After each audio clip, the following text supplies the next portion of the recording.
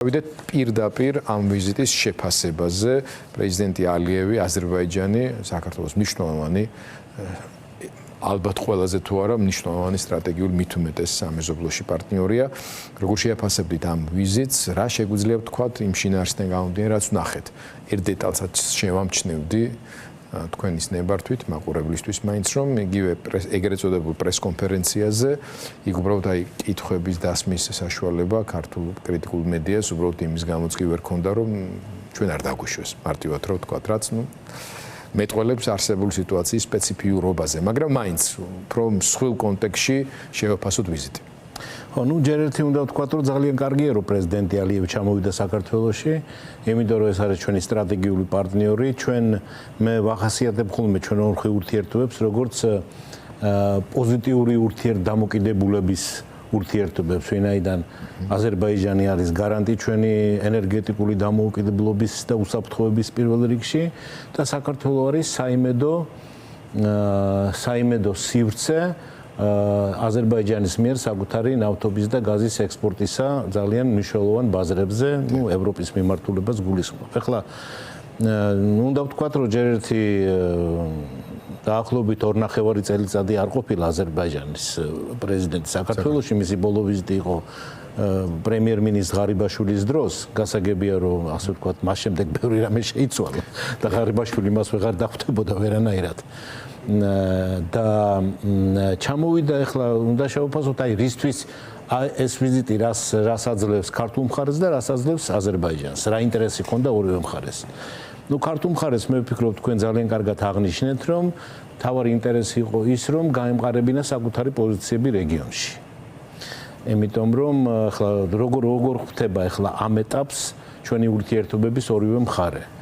ანუ საქართველოს აქ დანგრეული ურთიერთობები ევროკავშირთან, ნატოსთან, სტრატეგიული პარტნიორობა პრაქტიკულად დანგრეული ამერიკის შეერთებულ შტატებთან, სანქციები და ასე შემდეგ, რუსეთთან გართულებები, თურქეთთან ურთიერთობები გაცივებული და როგორ ხვდება ამას აზერბაიჯანი.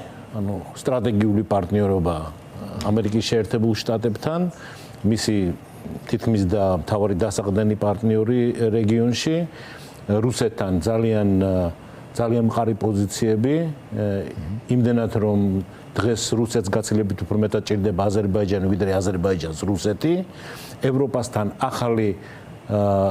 ახალი ხარისხის ურთიერთობები, რომელიც გამოიხატება სტრატეგიულ პარტნიორობაში ენერგეტიკის და ტრანსპორტის დარგში და ტერიტორიული მთლიანობის აღდგენა.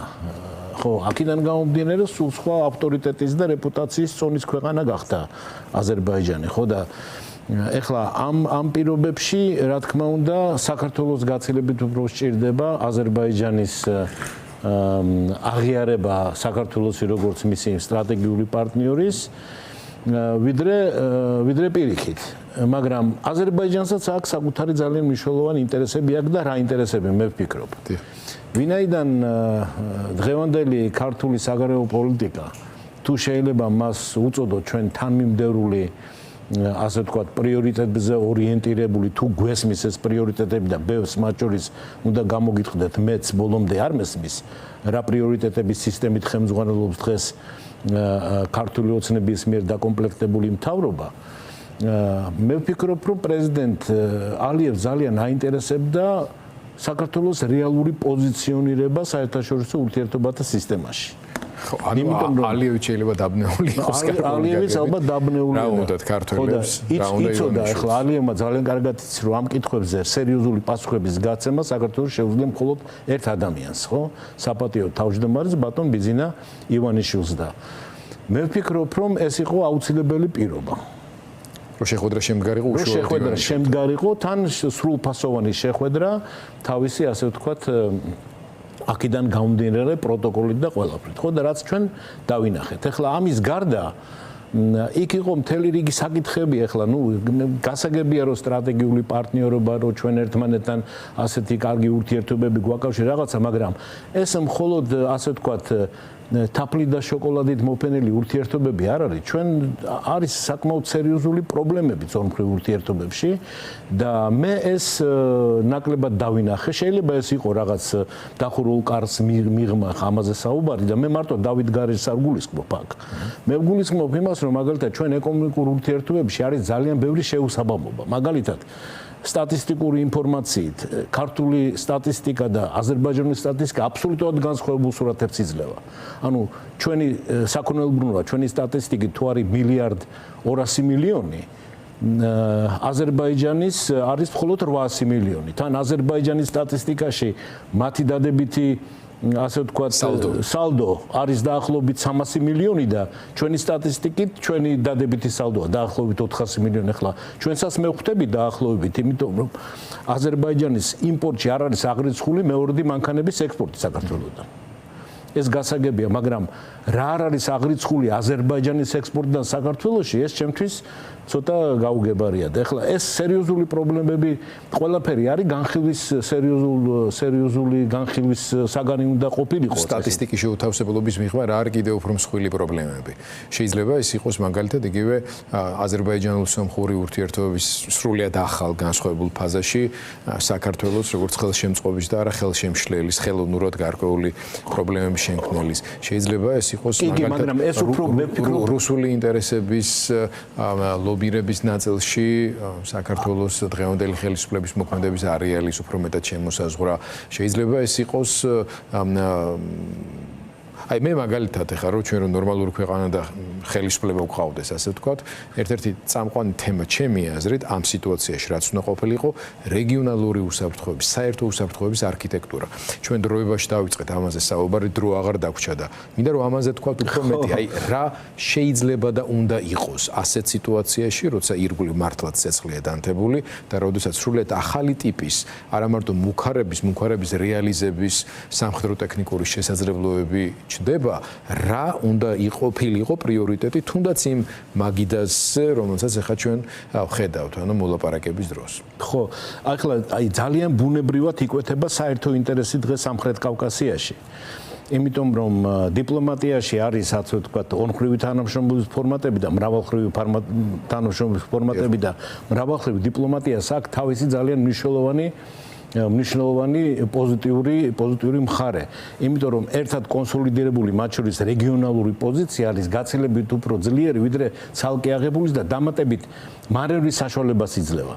ეხლა მე ვფიქრობ რომ აი ეს კონტექსტიც იქნებოდა ძალიან სხვათა შორის აი ირაკლი კობახიძესთან ჩატარებული შეხვედრის შემდეგ ასე ვთქვათ პრესკონფერენციაში ალიევის პასუხებში უფრო ჩანდა მისი ეს ასე ვთქვათ ხედვა მისი ამ რეგიონალური და სამხრივი თანამშრომლობის კონტექსტის ვიდრე ირაკლი კობახიძეს და პრინციპში ჩვენ უფრო უნდა ვიყოთ ამაში დაინტერესებული დღეს გასაგები მიზეზების გამო და სხვათა შორის ესეც იყო ეს ანუ ეს წარმოაჩენს აი მნიშვნელობას იმისას რომ რა პოზიციონირება აქვს დღეს საქართველოს ამაში არ არიან ჩვენი პარტნიორები დღეს გარკვეულები აი უხეშად კი არა რა შეიძლება ყოფილიყო საქართველოს რიგითი მოქალაქის თავარი მოლოდინი პირველი უსაფრთხოების მიმართულებით თანამშრომლობა. მაგალითად, რისის საშუალებას აქამდე არ იყო, ხო? პირიქით აზერბაიჯანი და სომხეთი ომის მდგომარეობაში იყვნენ. დღეს გვაქვს მოცემულობა, როდესაც ეს ორი სახელმწიფო დაზავდა, გასაგებია რომ რაღაც ტიპის პროცედურები ბოლომდე გასავლელი, მაგრამ მშვიდობა დამყარდა და არის საქართველო, რომელიც პირველ რიგში არის დაინტერესებული თან ორივეს მხარდაჭერით ქვეყნის ტერიტორიული მთლიანობის პატივისცემის ნაწილშიც და ერთიანი სამხედრო დაცვის ნაწილშიც. საქართველო, აზერბაიჯანი, სომხეთი იმდენად პატარა ტერიტორიაზეა ლაპარაკი, ამ სამი ქვეყნის ერთობლივი სამხედრო ძალისხმევა შეიძლება აღმოჩნდეს ძალიან ეფექტური როგორც ცის გადასაფარად, ასევე სხვა ტიპის უსაფრთხოების პრობლემების ნეიტრალიზებისათვის, რა ძალიან მნიშვნელოვანი პრობლემა გახდა და რისკი დღევანდელი საქართველოში მოსახლე ადამიანისათვის. სადაც არ უნდა ცხოვრობთ, ისევე როგორც აზერბაიჯანელისთვის, ისევე როგორც სომეხისთვის, სომხეთის ტერიტორიაზე. მეორე, ეს არის საერთო ბაზრის, ასე ვთქვათ, ერთიანი სამხრეთ კავკასიური ბაზრის ჩამოყალიბება, ხო? სადაც გამარტივდება, შეიძლება ერთიანი სივრცე ჩამოყალიბდეს ეკონომიკური, საინვესტიციო საინვესტიციო მიზიდულობის თვის. რატომ? იმიტომ რომ პატარ-პატარა ქვეყნები, პატარ-პატარა ბაზრებით, პატარ-პატარა მსხიდველობით უნარიანობის მქონე მოსახლეობით, მაგრამ აი ამ სამი ქვეყნის საერთო ძალისხმევა უკვე შორიდან დანახული დიდი მოთამაშეების სურათშიც უკვე შესამჩნევი ხდება, რომ აქ უკვე მოსახლეობის რაოდენობის მხრივ, რესურსების რაოდენობის მხრივ, სატრანზიტო პოტენციალის თვალსაზრისითაც ეს საინტერესო არის. აი ამის თაობაზე მე უსმინე ყურადღებით კობახიძეს, რთულია ხოლმე բոլაფრის ეს თქო დეტალურად მოსმენა, შემდეგ ვნახე რაღაც ძალიან მეჩხერი კომენტარები პარლამენტიდან მათ წარმომადგენლების, ანუ ამ მიმართულებით message box-იც კი არ არსებობს, ანუ არც კი ყოფილა მითითებები, რომ მოდი აი ამაზე ბოლი მაინც დავაყენოთ. არ ყოფილა ეს. რაზე მეტყოლებს ბატონო? აბა რაზე ისაუბრებს აი მარტივად? ეს მეტყოლებს იმაზე, რომ აი სტრატეგიული ხედვის ნაწილში მაინც და მაინც არ არის ჩამოყალიბებული დღეს მთავრობა. მეტადრე რომ პრინციპში მე ძალიან 17 აპრილს შედგა ძალიან მნიშვნელოვანი შეხვედრა შარშან, საქართველოში, თბილისში, როდესაც ერთმანეთს შევხვდნენ სამხრივ ფორმატში საგარეო საქმეთა მინისტრის მოადგილეები, აზერბაიჯანი, სომხეთი, საქართველო და საკმაოდ კარგი ერთობლივი განცხადებაც გააკეთეს ამასთან დაკავშირებით. სადაც ერთ-ერთი პასაჟი იყო მიძღვნილი იმაზე, რომ აფასებთ ძალიან კარგად ამ შექმნილ, ეს არის დასაწყისი ახალი ურთიერთობების და ამით უნდა ჩაეყაროს საფუძველი უფრო მაღალ დონეზე სამხრივ შეხვედრებს. მაგრამ მიუხედავად ამისა სამწუხაროდ განვითარება ამან ვერ პოვა. ეხლა რას თქვენ ბრძანეთ განსაკუთრებით პირველ ნაწილში ეს ერთობლივი სამხედრო რაღაც პროგრამები და დაცვა და ასე შემდეგ. ეს მოითხოვს დროს, რესურსს, მაგრამ არის რაღაცები, რაც ჩვენ შეიძლება გაცილებით უფრო მარტივად გავაკეთოთ. მაგალითად, უბრალოდ ფორმალურად პირველი შეხვედრა სამხრივი და განცხადება იმის თაობაზე, რომ ჩვენ ვიწყებთ ახალი სამხრივი თანამშრომლობის პლატფორმის ჩამოყალიბებას, იმ წამსვე შეუწყობდა ხელს სამხრეთ კავკასიის როგორც რეგიონის სუბიექტურობის ამაღლებას. შესაბამისად ჩვენ გაცილებით უფრო მეტი პატივისცემი და ყურადღები დაგვაკვირდებოდნენ როგორც ჩვენი პარტნიორები და მეგობრები, ასევე ანგარიშს უფრო მეტად გაგვიწევდნენ ჩვენი მტრები და ოპონენტები. რატომ? იმიტომ რომ ეს იქნებოდა გზავნილ ჩვენ აქ ხედავთ საერთო კოლექტიურ ინტერესს, ჩვენ ამ ინტერესზე ვმუშაობთ და აქ რეგიონში ჩვენთან ერთად იმუშავებს მხოლოდ ის გარე ძალა, რომელიც ამ ჩვენ საერთო ინტერესს მიიღებს და ანგარიშს გაუწევს. თუ ეს ასე არ იქნება, თქვენ აქ ვერ იმუშავებთ. აი მარტივად რო თქვათ, რუსების და ირანელების შემოჩეჩებით, ხო იყო მცდელობა 3+1 შექმნის, ხო? ჩაილურის ყალე კი დალია, მაგრამ ეს უნდა ყოფილიყო ჩვენ ვართ 3, როგორც ერთიანი სტრატეგიული ერთობა, ვისაც გინდა თანამშრომლობა, აბა მოდით ბიჭებო დავილაპარაკოთ. და ამიტომ 3+3 რა იქნება? ამას გადავწყვეტ არ აწყობდეს. ვის შეიძლება აი ეს ტენდენცია არ აწყობდეს, ეს ამ მიმართულებით სერიოზული ნაბიჯების გადადგმა. ესე იგი, იმდენად დამომიტივდა ეხლა ფაშინიანის და პუტინის თუნდაც ბოლო შეხვედრა, რომელიც ნახეთ. ხო, მაგრამ ეხლა იმ შეხვედრის კონტექსტი იმისთანა იყო, რომ პაშინიანიც ნამდვილად უარს არ იტყოდა ამისთანა სამხრივი თანამშრომლობის პლატფორმაზე დღეს. პირიქით, პაშინიანი პირიქით. ანუ ზედაპირზე დევს ეს დივიდენდები, რომელსაც სამივე ქვეყანა მიიღებდა ამისთანა პლატფორმის ამოქმედებით და ამიტომ რატომ არ ხდება ეს დღემდე და იყო თუ არა ეს განხილვის, ასე ვთქვათ, უფრო სიღრმისეული განხილვის საგანი, ნუ მე მიჭირს ამაზე რამე დაწყვნის გაკეთება, მაგრამ ვიმედოვნებ, რომ დიპლომატები სამივე ქვეყნიდან ამაზე უფრო სერიოზულად იმუშავებენ. ბატონ ვალერი, ბოლოს მინდა კითხოთ არა ჭორების დონეზე, არამედ როგორც დიპლომატს და გამოცდილ ადამიანს, რომელმაც იცის როგორ მუშაობს სახელმწიფო დეპარტამენტი, სისტემური, ტრადიციული გამოცდილების მქონე სერიოზული ქვეყნები.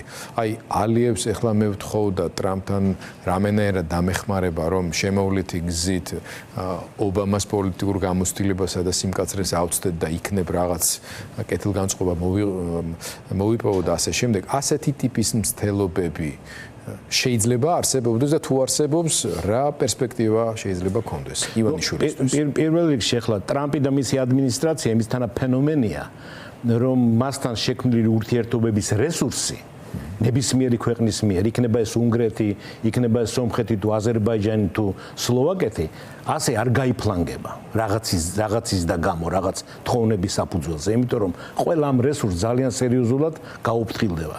ხოლო თუ საქართველოს მთავრობას ნამდვილად ესაჭიროება ურთიერთობების გამოსწორება და ახალი ეტაპის დაწყება ამერიკის შეერთებულ შტატებთან, მე მაქვს ძალიან მარტივი რეცეპტი. დიახ.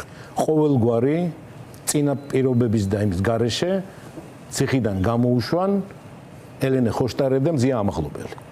ამის შემდეგ როგორც პირველი ნაბიჯი. როგორც პირველი სრულად არასაკმარისი, მაგრამ როგორც სიგნალი ნიშანი.